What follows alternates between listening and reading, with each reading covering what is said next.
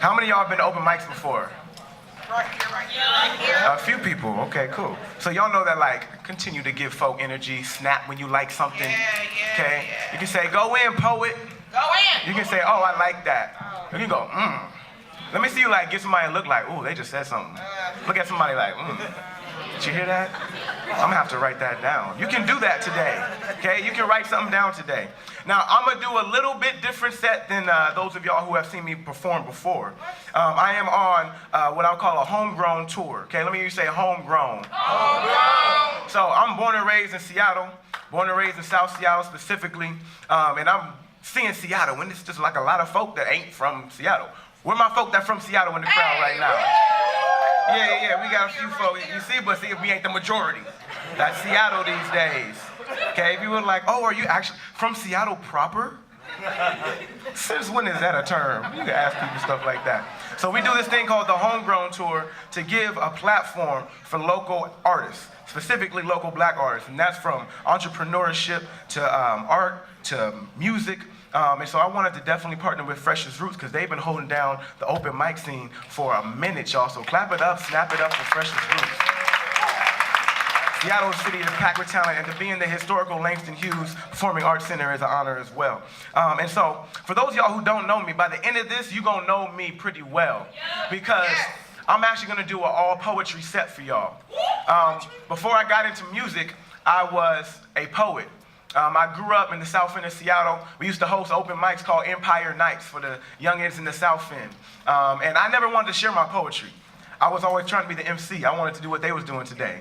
I never wanted to share it until I finally started to do that. And ever since then, it led me on a path of music. Y'all not gonna hear the music today though, so sorry about that. But what you will hear is some of my story as an artist and as a person because they're definitely intertwined. Is that all right? Y'all with me still? Cool, so like we might go like scuba. We're gonna go scuba, that means we're gonna go deep real quick, okay? And that's kind of how I am, so you may just have to like have a carrot, take a bathroom break, if that's what's gonna help you. I'm gonna bring my journey back 5 years. Y'all ever heard somebody say, what's your 5-year plan? You got a 5-year plan? Bro, when I was 20, I had no idea where I would be when I was 25. I'm 25, okay? I'm gonna take you back 5 years, 2013. It was my junior year of college. I was at SPU, and I was trying to be We All Rising Up. I was trying to do an exchange at Clark Atlanta. They ain't never got back to me. They still ain't got back to me. I don't know what that's all about. But so instead of going to Clark Atlanta, I was like, all right, I'm gonna go somewhere where I can keep practicing my Spanish. What's up, bro? Already. I did not go to Honduras though, but I went to a similar place, Guatemala. Y'all familiar with Guatemala? Yep. Word. So I spent some time in Guatemala, about 3 to 4 months in 2013. And this was really a part of my journey as an artist when I really started to use poetry as expression and storytelling and reflection. And it's funny, we got Lipton black tea back there. It was super random. There's Lipton black tea back there. This is not me like promoting Lipton black tea, but it's me telling y'all like, I drank this every day for like 4 months, so I can't drink that no more. It was way too much black tea. Gives me a headache now. Okay. Yeah, all that. So I'm gonna do this poem. It's called An Ode to Magdalena. I wrote this, it says, October 18th, 2013. It was 5 years ago. Where were y'all 5 years ago? Oh, wow, that was a really weird reaction. 2013 was some tough times for people. Well, hopefully this speaks to y'all. I don't want to bring you back to trauma. So peep this. I lived in a neighborhood called Magdalena. It was outside of the city, very rural, abject poverty, and I lived there amongst people that invited me back when I came back the following year. And this was my expression of just like feeling at home and feeling welcome in a place where I was extremely different. You know, there ain't too many black folk in Guatemala, but they treated me better than the white folk do here, so much love to them. I built a house within the unfamiliar. Found a home amongst strangers, welcomed with open arms, denied entry to that which I had already known, warmly embraced by those who did not choose me. I've never seen amor so freely given, unequivocally and genuine. The word despreciable comes to mind. Swiftly dismissed by a smile shining in my direction, a curious glance that just as quickly evolves into an awkward stare, and the wave of a hand that unforcefully invites me to return the gesture. Buenos dias. The feeling, with every breath, with every step, being inescapably aware that I am different, drowned out by the tranquilizing aroma of acceptance that swims up into my nostrils and flows into my lungs. I exhale anxiety and worry. A strong yet gentle shake of a hand expels my expectations, while with a sweet basso on the cheek, my heart skips a beat. Oh yes, this is a love story. And finally, one that's not one unrequited. One without requirements, unyielding in its consistency, new, incomparable, and at times unrecognizable. And ironically, honestly, often uncomfortable. Attemptedly conditioned to give and take, my impasse is recompense. With no Christmas tree, you've given this gift to me, and I came empty-handed. Leaving with my pockets full, mi copa rebosa. I learned that you have no problem giving me portions more than I want or need. But the seed you have planted, I hope it grows like a weed within me, without boundaries, reaching into every limb of my internal being, demanding a new man to remain standing. This is in no way a promise. I am simply paying homage, because I'm broke. That's all I can afford. So I will give you all that I got, down to the very last drop. Vale la pena. This is my ode to Magdalena. Now, hold on. I'm actually gonna ask you to, like a graduation, hold your applause till the end, please, okay? If you can do that with me, because I'm actually take you on a little journey. That last line I said, vale la pena. Does anyone that speaks Spanish know what that means? It means it's worth the pain, okay? It's worth the pain, and this was a lesson that was taught to me about learning when is good pain. There's pain that helps us grow, there's pain that hurts us. When you're lifting weights, your muscles are gonna break. You have to push them past exhaustion. That's the only way for you to get stronger. And this was an experience that pushed me outside of my comfort zone, right? And I learned vale la pena, it's worth the pain. But being able to distinguish the pain that was endurable, my relationships at this time were not quality, healthy relationships, okay? But then the pain that was helping you grow, living in a different country, in different contexts. And so I wrote another poem when I came back. And I wrote it for myself. I called it For Me. And I entitled it Vale la Pena as well.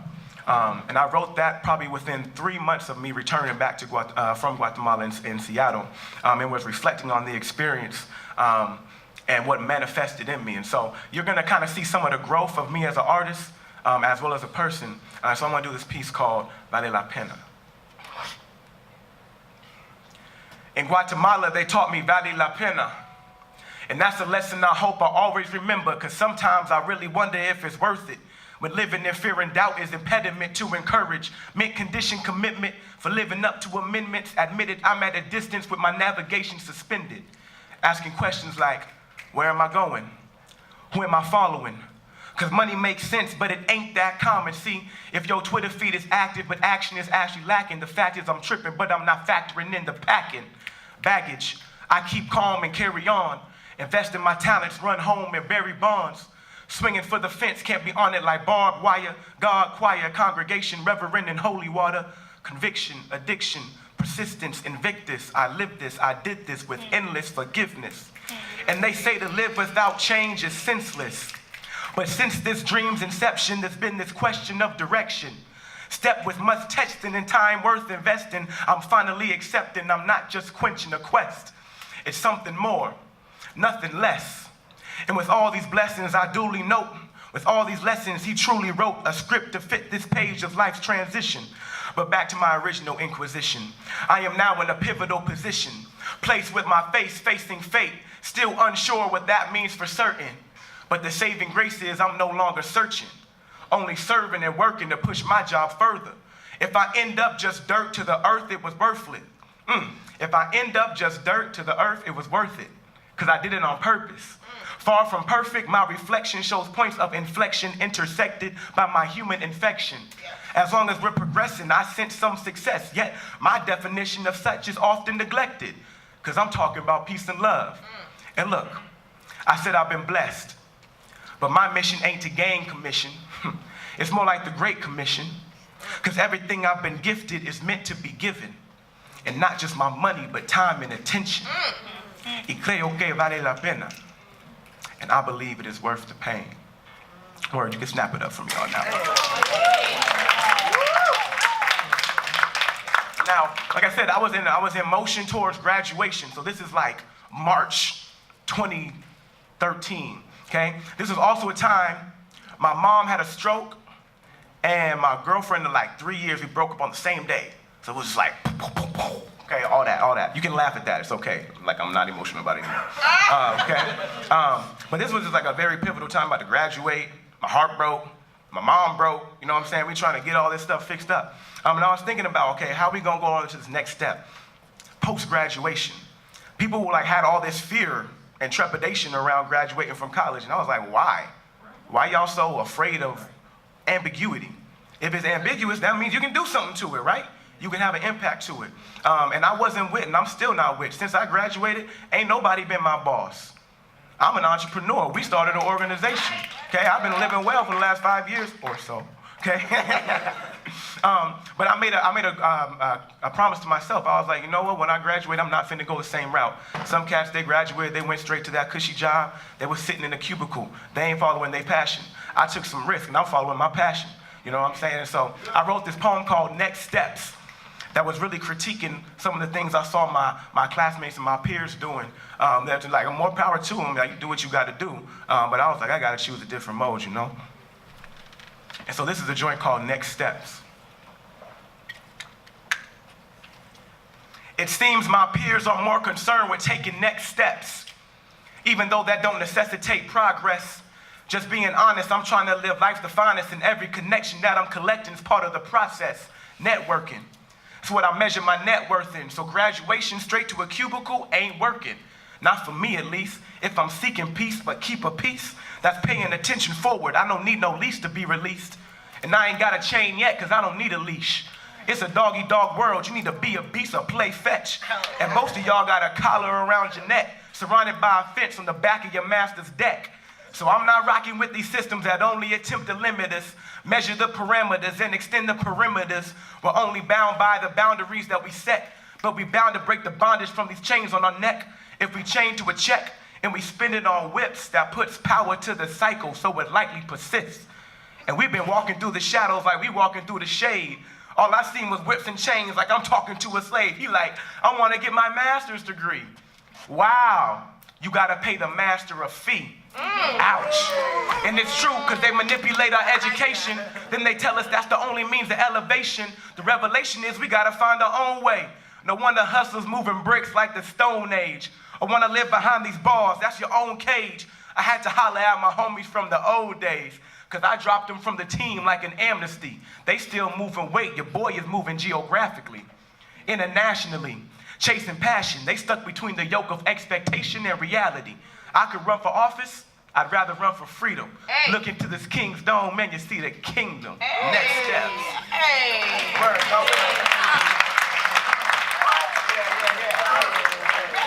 Y'all still with me? Y'all still with me? Y'all still with me? So look, after next steps, like I said, I was living in Guatemala. How many of y'all have read Soul on Ice by Eldridge Cleaver? Yeah. So look, man, I read that joint, it changed my life, bro. It changed my life. I read that thing like 3 times in like 4 months. And it really gave me like the freedom to be like, you know what, with this platform, I'm finna be as radical and revolutionary and straight up as I can possibly be, and I'm not gonna care. Because what they gonna do, the worst they can do is kill me. And if that's the worst, then that's gonna be all right, because we gonna live forever, right? And so I wasn't tripping off that. So it really gave me some confidence to start really walking in and sharing what was on my heart. And I'm a pretty radical dude. I do a lot of things when it comes to on the ground. I work with a lot of young folk, a lot of organizing, activism, Seattle People's Party. Shout out to my mayor, Nikita Oliver, selling my CDs. Hey, say it. That's crazy. She went from being a mayoral candidate to selling Rell free CDs. I don't know whether that's a good thing. It's a good thing, a good transition. Yes. And so while I was in Guatemala, going back to Soul on Ice, I had like 13 songs. Like 13 songs. I had this album I was gonna drop called Soul on Ice. It's gonna be my first project. Within 3 days of me coming back to the States, my car got broken into. Skyway. I got love for the hood, but they got me that night. Okay? They took my backpack. I had like 3 rhyme books, I had a book that my grandfather, that I got from my grandfather, The Art of War. It was the only thing I had that had his name written in it. And they left my change in my basketball. They left all the change in the change thing, and they left my basketball. They took everything else. I guess that was, I don't know whether that was a sign or nothing. But during that time, I had to rewrite everything, or I had to create all brand new things. So I dropped this album called the Super Predator EP. In January of 2017, I got this piece called CBSS. Let me hear you say CBSS. CBSS. That stands for Cell Blocks Like Slave Ships. And I wrote this poem that addressed how the institution of slavery graduated into the prison industrial complex. And I wrote this for these ignorant white folks that be trying to act plain-minded in Seattle, that can intellectualize something but then won't actually live out their intellectualization of a concept. And so I wrote this in very plain language, okay? You can't argue the facts either, okay? So I'm gonna spit this piece. It's called CBSS. Y'all rock with me. Trigger warning if this kind of stuff makes people nervous or whatever, but also knowing that the prison industrial complex is something that like affects us. We don't talk about it in terms of a complex. It's like, nah, my cuddy is locked up right now.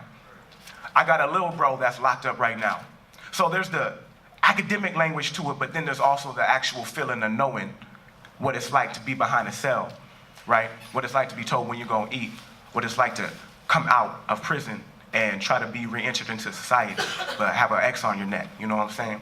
So I'm gonna spit this piece called CBSS, word up.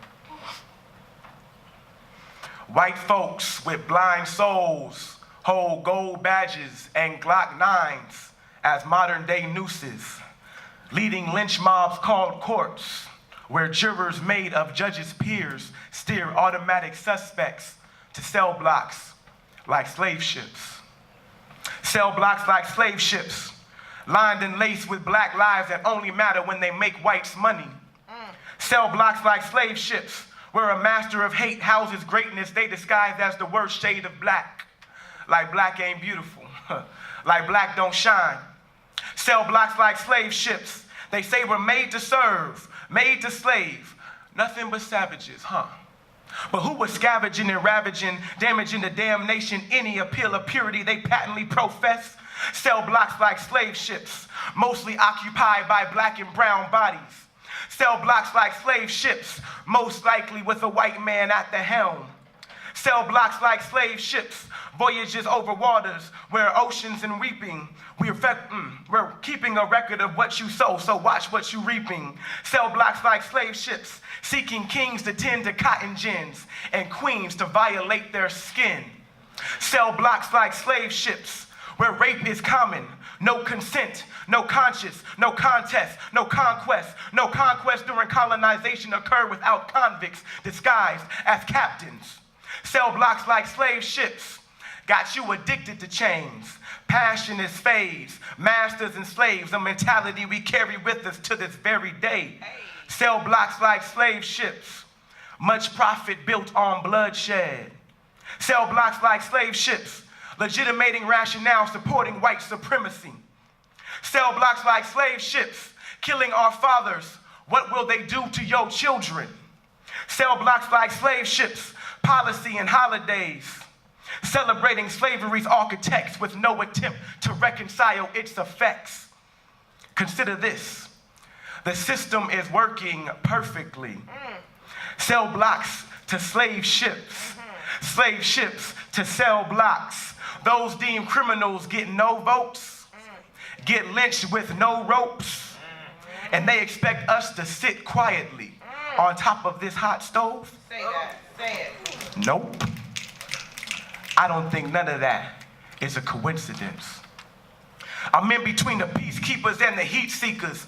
Strays flying by from both sides. You know how beef lingers on your fingers, even when you're trying to keep your hands clean. Pop, pop, pop, pop. Then a man screams, bodies bouncing on the floor like it's a dance scene. So whenever cops around, we getting antsy. but never panic when opposition attacking. We gon' take advantage of everything we demanded from Attica to Africa. Word to Mama Macada, my people push Umoja till it's over. We packing up, peace to every soldier trying to make it through a sentence. Probably give a noun to get a better preposition for every punctuation that would ever try to stop us. We gon' keep the run on, coming for these commas from the coppers to the courts. They shooting for the sport. This is freedom revolution coming soon with no remorse. CBSS. Make some noise, y'all. Y'all still with me? Y'all are still with me, right? Am I good on time? What it do? Okay. So, CBSS, that's like January 2017. This is like the pinnacle of me being like, IDGAF, I don't care what I say on any microphone. There's nothing they can do to me. I'm gonna just say whatever I need to get my point across, to be honest, and that's how I still operate, but I understand you gotta filter depending on who in the room and stuff, you know. And so, I got this piece called Never Made It. Let me hear you say Never Made It. Never made it. I heard someone earlier, shout out Sandal Maine. I taught a lesson on the Haitian Revolution at Rainier Beach High School. Shout out to Rainier Beach High School. Yes. Are there any like high schoolers in the house right now? No? What's up? Oh, what's up, Dev? Yeah. That's my husband. Yeah, we from the South End. Where the folks from the CD at? The CD up in the place? District? Where y'all from? Kirkland or something? Huh? Okay, that's all right. I ain't gonna do this. I ain't gonna do the neighborhood thing. But I got this piece called Never Made It. If you can tell by now, like, all of my stuff is pretty conscious. I talk about real shit. I ain't got time to waste time talking about nonsense. Yes. Y'all can go Google Kanye quotes if you want, but I'm gonna be on this. Okay. All that. So I got this piece called Never Made It, talking about some of this stuff that actually a number of y'all mentioned earlier. And so people really forget that we come from royalty, huh? Yeah, no. And I don't know why they do that. No. They forget that we built this country, ain't it? Literally. Amnesia. Literally. Yeah. But so I guess sometimes we got to remind them, but I was sitting in this feeling of like, man, I guess they act like we never made it. We never made it. Headlines on digital pages show kids of minimal ages locked in literal cages or shot by seminal gauges. When was the days when a vote could save us? I never studied those phases. Looking at the world now, we never made it. Looking at the world now, we never made it. Looking at the world now, we never made it. Similar to the days when caste systems raised us, reminiscent of the chains in the past enslaved us for profit. Oh yeah, we always been valued. The debate is how to. They want to take us like clouds do when the sun's coming running now to similar chains. Oh yeah, it's jury. We think it'll earn us respect. It's a shame how they trained our brains to neglect and glorify these heavy collars that be hanging on our necks. Check history. It's no mystery, we are descendants of queens and kings, centuries, eras, generations before a pale-skinned hater ever came to the door. We are meant to be rulers, meaning we measure what rule is. But looking at the world now, we never made it. Looking at the world now, we never made it. Looking at the world now, we never made it. They turn hatred to murders. Too far has gone further. The amalgamation is ammo. Go Google what really happened in Orlando. We don't really care unless it's your fam know now. Where's that freedom-colored finish line we ran through? Oh yeah, we rather blame Islam though. Like Salam ain't the aim. These rednecks play with guns and then hate the game cause it was all white. I mean, it was all right and nothing but fun, but just like the white women, it's all good till a nigga touch one. One night vision, we call that myopia. What? You thought we could just legislate this country into utopia? Yeah, you tripping. Looking at the world now, we never made it. Looking at the world now, we never made it. Looking at the world now, we never made it. It's like they overvalue white skin and then make it a fact. Grandpa, why is anything bad black? Shadrach 3 stacks and a bad Negro slipped through crack while still getting whipped in the back. Elevated like Ella Baker, fighting for freedom. I go to bat for Seattle, watch it rap at the Kingdom. Renovation, then displacement. That's regentrification. Yeah, we can sense the hate in all of the legislation. We ain't making it up. Faking the funk. My little homie was 13 years old, got 276 months. Will Jimerson. Peace to the homie. I got a couple youngins facing cases. The best way to make a slave is to take the education. And looking at the world now, we never made it. Looking at the world now, we never made it. Looking at the world now, we never made it. Never made it. Yeah. to it. I try to cover the gambit. So I got this piece called Considering the Flag. I've never performed this before. New shit? Yeah. I kind of wrote this a while ago, Nikki, why you say that? I wrote this in like 2015, okay? But I'm kind of taking y'all on a little bit of a journey, and then I'm gonna bring y'all to like Rell Be Free, like right now. But I always want to acknowledge me being a man, that I got internalized heteropatriarchy that's within me, that I've been conditioned with, that I've been trained to exhibit and epitomize. And that's something that, brothers, we need to actively engage and actively eliminate from our psyche and our consciousness, especially being in a world right now that's patriarchal, especially knowing black folk, we grew up in matriarchy. Whether you had your pops in your life or not, most of our family members are black women. And they fed us, they raised us, they taught us. And that's something we need to continue. And so I want to just address that. I'm also going to address some of the fact that we are on indigenous land. We are in the place of the Coast Salish people, okay, the Duwamish. And I wrote this poem really just thinking about the flag. You know, Columbus Day, they call it Columbus Day. In Seattle, we changed it to Indigenous Peoples Day. I'm still tripping on how they naming stuff after old boy, though. We got the Columbia Library. We got Columbia Vision Center. I know that's random. That's where I get my contacts from. I need to switch that up now, huh? I just thought about that.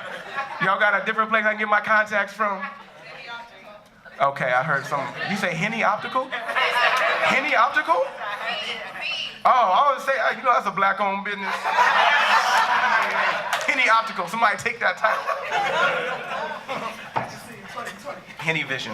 Oh, no, it's not good. It's not good. We can take it there. I ain't gonna take it there. I'm gonna do this piece called Considering the Flag, where I'm talking about some of the things when it comes to, you know, land ownership, when it comes to land and the relationship with indigenous folk of this country and this country. You can't see, but some of the words are in like red, white, and blue. Yeah, it's okay. It's way deeper than you need to know, okay? It's way deeper than you need to know. Considering the flag. This is the question our generation is facing. Why would we continue to celebrate the exploitation of a nation under emphasized genocide and forced migration? Beginning with a blank canvas, let me paint an illustration. All we saw was blue skies and brown skin. And nature's did us favors because we valued it. Salutations and greetings at every meeting. The homage paid to guests never left them fleeting, nor us retreating, seething and bleeding. When the black tribes were leaving, we thought the overseas thing was easy. See, blacks came before Columbus, and they didn't want to trump us. We exchanged and traded, and we both left pumped up with plump pockets. Peace to the Olmecs, the Seminoles.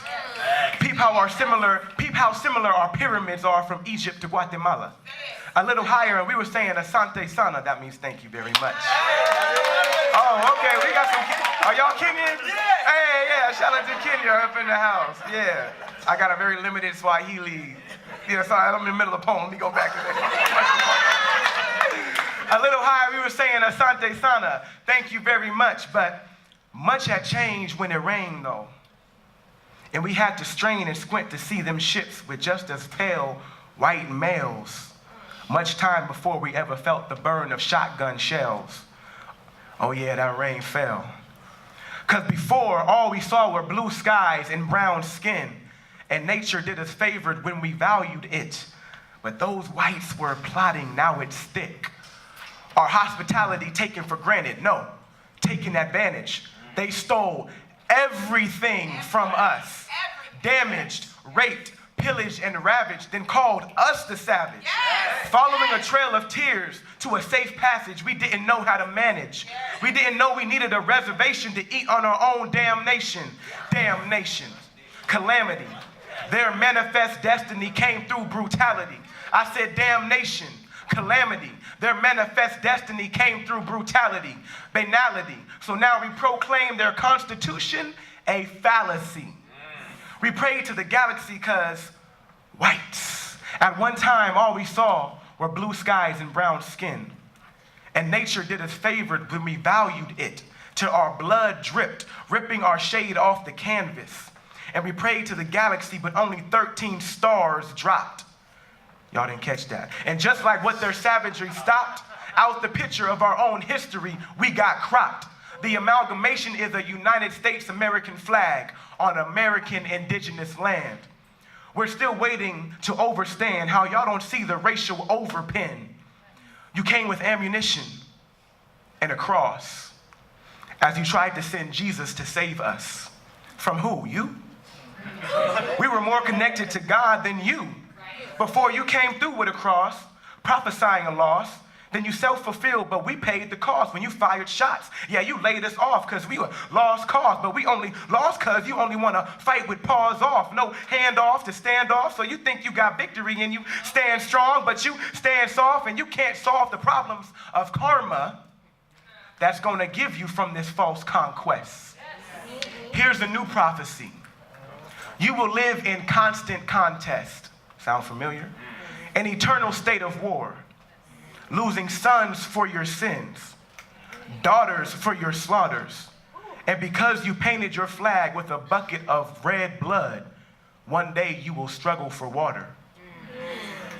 This is karma, to be continued. Okay. I'm almost up out of here. He ain't saying nothing, but he gave me a look. I felt it. It's all good. Y'all feeling me? Y'all rocking with me right now, please? I really hope that y'all like when Nikki said something about poetry, about what it takes to come up on a stage. I've been doing open mics since out for a decade now. Okay, a decade now. It takes something for somebody to come up here and share their heart, to share something that they wrote on a page with nobody around, and to say, hey, I'm actually going to read this to a whole bunch of strangers. That takes something. You know what I'm saying? So props to everybody that came up today. Anybody else that's feeling like coming up, I just give you like good energy and thoughts, you know what I'm saying? Positivity. And I hope that y'all are able to see like me for who I am. This is the real me. I figure if I can be the real me on stage, I can be the real me when I'm walking down the street. You know what I'm saying? And vice versa. With all that said, I do got merch in the back. You know, so yeah, help a brother eat, you know what I'm saying? Go cop a CD or something. And so I'm finna spit this piece for y'all. It's called New Growth. Let me hear you say New Growth. New Growth. This is New Growth. Okay? All of 2017, I did not get my locks retwisted because I got tired of people saying that dreadlocks gotta be this super neat, super nice, super tight, right? I'm like, nah, why it gotta be like that? And then the Supreme Court passed a law that said that they can discriminate. They can say, if your boss say, hey, I need you to cut your dreadlocks. And you say, no, they have legal permission to let you go. You need to look that up. It's the Supreme Court. Got ruled in 2017. And so I wrote this piece called New Growth. This is the intro to my album that's back there. And I'm doing this thing called the Homegrown Tour. All the dates are back there. If y'all want to see me perform music, y'all should come through to another venue, another event. My bro Jordan back here can give you more information. Jordan, wave your hand real quick, bro. It's my bro from Cincinnati. And then back there, Darzell, can you raise your hand? What's up, Queen? Yeah. Y'all just go talk to her because you just want to talk to her. You know what I'm saying? There's a piece called New Growth. Talk to me if you are curious of hope. Pushing past the pain is the experience of growth. I'm watering my roots, nourishing the truth. Pedal to the metal, watch me flourish in the booth. But every rose got thorns on the stem, no? Especially the ones that rose from cement, so handle with caution. Proceed with patience. Steward the garden with no seed forsaken. I got mental notes baking, steps taken by the greats. A student learns from mistakes and puts in the preparation during the off season. So don't protest the process when the slow progress, the harvest is coming even when you can't see them. Look to the ants, then look in the mirror. Yes. Then judge the work ethic before you say who's bigger. I know I'm blacker than the dirt that I was made from. Yes. If real hair was currency, these Nazi locks, I would not trade them. And these crooked cops, we cannot change them, at least until we change ourselves first. My brother, not until you love yourself first. My sister, not until you properly appraise your self-worth. Look, absolutely, I'm African. I'm convinced that the savages were the Europeans that crossed the waters in Jesus' name, shackle us. Dynasties have been lasted. Architecture had been mastered. How could Greeks even learn to read when our alphabet had been crafted? Been rafted on boats and ships. Blacks came first, actually. Evidence in the melanin of our dark skin. And so naturally, Humanity has got its roots in the motherland. No debating. To the heroes of this nuanced nation, I've got no relation. New growth.